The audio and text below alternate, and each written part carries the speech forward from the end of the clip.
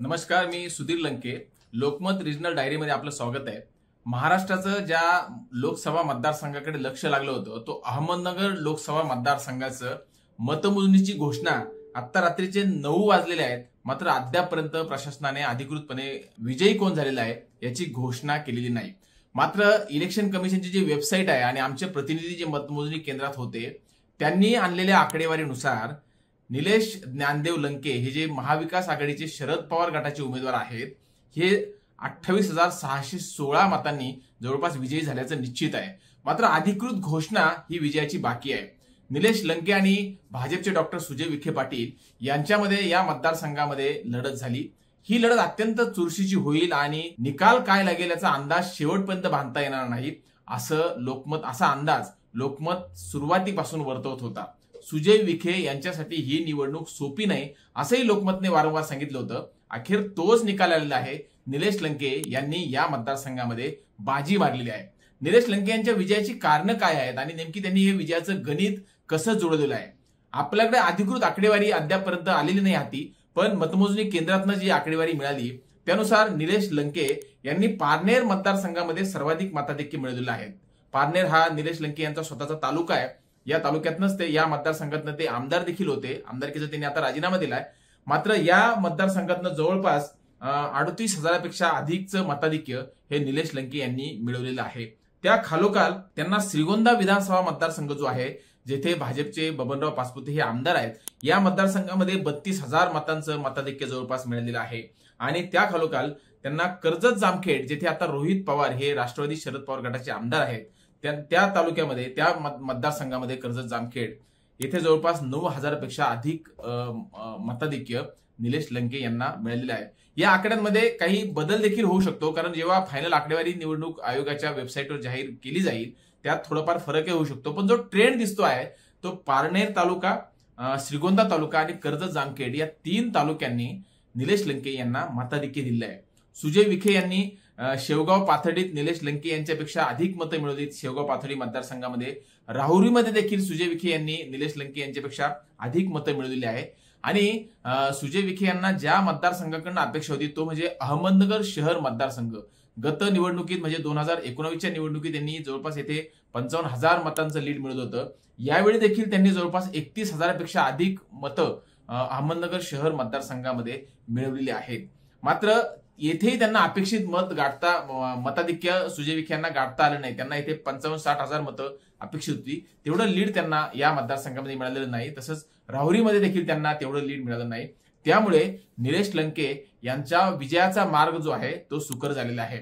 निलेश लंके आता विजयाचं प्रमाणपत्र हाती घेतील आणि निलेश लंके सांगत होते सुरुवातीला की मी इथून बाजी मारील आणि कमसे कम 2 लाख असं निलेश लंके सांगत होते. म्हणजे 2 लाखांच्या मताने मी निवडून येईल असं निलेश लंके यांचा दावा होता. मात्र तितकं मताधिक्य त्यांना गाठता आलेलं नाही.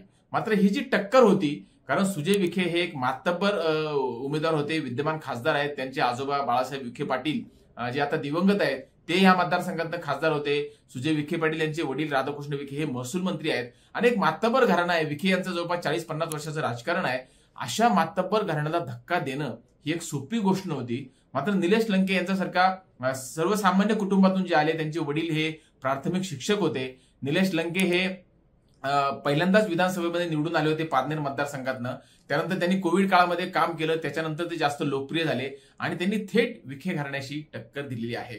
खरं तर विखे आणि निलेश लंके हा संघर्ष काही वर्षापासून सुरू झाला होता. म्हणजे विशेषतः जेव्हा शिंदे गटाची सत्ता आली आणि एकनाथ शिंदे हे मुख्यमंत्री बनले आणि त्यानंतर राधाकृष्ण विखे पाटील हे सत्तेमध्ये सामील झाले, महसूल मंत्री झाले, पालकमंत्री झाले.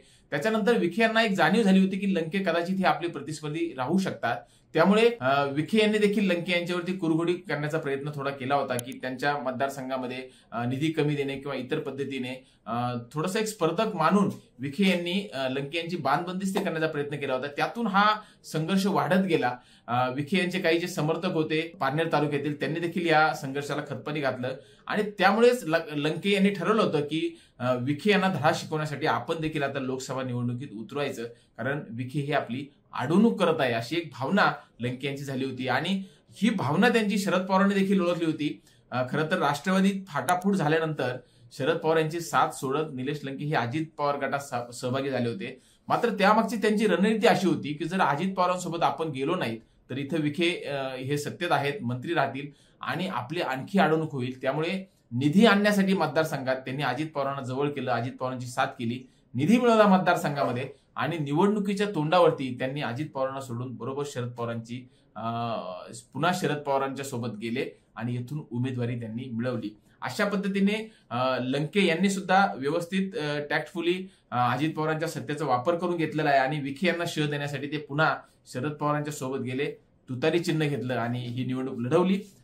निलेश लंके हे विजयी झालेले आहेत. त्यांच्या विजयाला अनेक सारे कंगोरे आहेत. विशेषतः बाळासाहेब थोरात जे काँग्रेसचे मातब्बर नेते आहेत त्यांनी निलेश लंके यांच्या विजयासाठी कंबर कसली होती. बाळासाहेब थोरात हे संगमनेर तालुक्यातील आहेत आणि तेथील जवळपास 400-500 कार्यकर्ते त्यांनी निलेश लंके यांच्या मदतीसाठी अहमदनगर मतदारसंघामध्ये पाठवले होते. काही भाजपच्या नेत्यांनी देखील लंके यांना छुप्या पद्धतीने मदत केलेली आहे किंवा भाजपमध्ये अनेक लोक नाराज होते, त्यांनी देखील लंके यांना मदत केलेली आहे. सुजय विखे यांच्याबद्दल खरं तर भाजपमध्येच नाराजी होती किंवा सुजय विखे हे लोकांशी संपर्कात राहत नाहीत.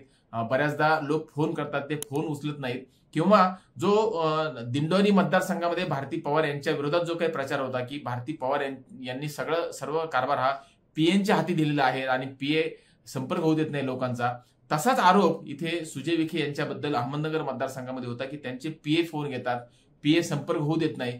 ही सगळी नाराजी विखे यांच्याबद्दल साचली होती आणि विखे यांना उमेदवारी देऊ नये असाही भाजपमधनं एक आग्रह होता. त्यामुळे भाजपचा काही एक गट नाराज होता, अनेक जण नाराज होते. या सगळ्या बाबींमुळे म्हणजे आणि विखे प्रस्थापित असल्यामुळे येथीलही काही प्रस्थापित नेते हे अंतर्गत विखे यांचे विरोधक होते. त्यामुळे अशा सगळ्या मंडळींनी लंके यांना मदत केली. लंके यांचा स्वतःचा करिश्मा होता, त्यांची लोकप्रियता होती. पुन्हा भाजपच्या विरोधात जी काही देश पातळीवरती एक नाराजी होती, मोदींच्या विरोधातही एक नाराजी होती, या सगळ्या बाबी एकत्रित स्वरूपात समोर आल्या आणि त्यातून विखे यांचा धक्कादायक या मतदारसंघामध्ये पराभव झालेला आहे.